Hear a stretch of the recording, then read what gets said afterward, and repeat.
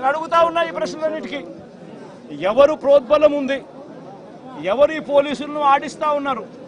ఏకంగా ఎస్పీ, ఏకంగా సిఐ, ఏకంగా డిఎస్పీలు ఏ ఒక్కరు కూడా అడిషనల్ ఫోర్సును పంపించుకోకుండా పగడ్బందీ ప్లాన్ ప్రకారం మనుషులను చంపేసిన వాళ్ళు ఊర్లు కూడా విడిచిపెట్టి వెళ్ళిపోయే పరిస్థితి క్రియేట్ చేసి అప్పటికి కూడా ఫోర్స్ రాకోకుండా కూడా వీళ్ళు ఆపగలిగినారు అని అంటే ఏ స్థాయిలో కుట్ర జరుగుతూ ఉంది అన్నది, ఏ స్థాయిలో రాజకీయ నాయకులు, పోలీసులు ఏ స్థాయిలో వీళ్ళందరూ కూడా కూడబలుక్కొని భయానక వాతావరణం క్రియేట్ చేస్తా ఉన్నారు అని చెప్పడానికి ఇది ఒక నిదర్శనం కాదా అని అడుగుతా ఉన్నా.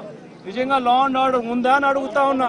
ఈ రాష్ట్రంలో ఈ ఒక ఘటనే కాదు, ఈ రాష్ట్రంలో జరుగుతా ఉన్న ప్రతి ఘటన ఇదే మాదిరిగా ఉంది.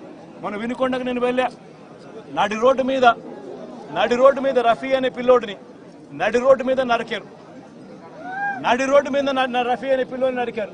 ఇలాంటి ఘటనలన్నీ కూడా రాష్ట్రంలో చాలా జరిగాయి.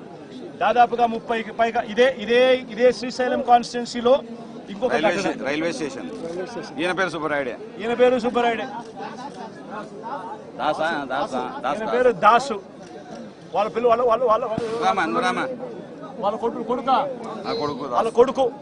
వాళ్ళ కొడుకు నా దగ్గరికి వచ్చి, అన్న మా ఇదే కాన్స్టిట్యున్సీ అన్న నాది, మా నాన్న దాసు, మా నాన్నను కూడా జూన్ 26వ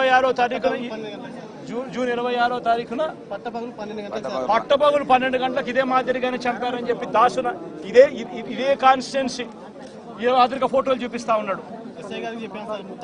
ఎస్ఐ కూడా చెప్పాడు.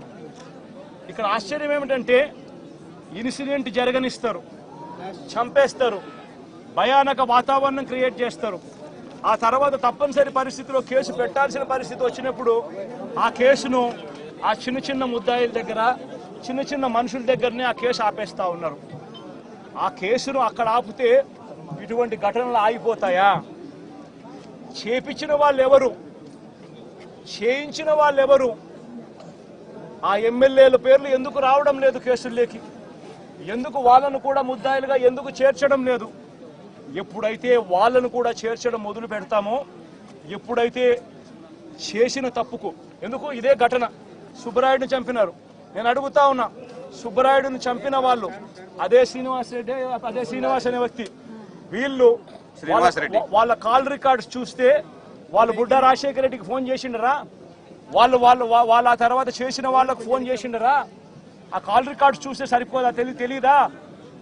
వాళ్ళు మర్డర్ జరగకముందు, మర్డర్ జరిగిన తర్వాత ఎవరికి ఫోన్ చేశారని చెప్పి వాళ్ళని చూసుకొని అది తీసుకొని వచ్చి వాళ్ళని బొక్కలు పెట్టలేరా?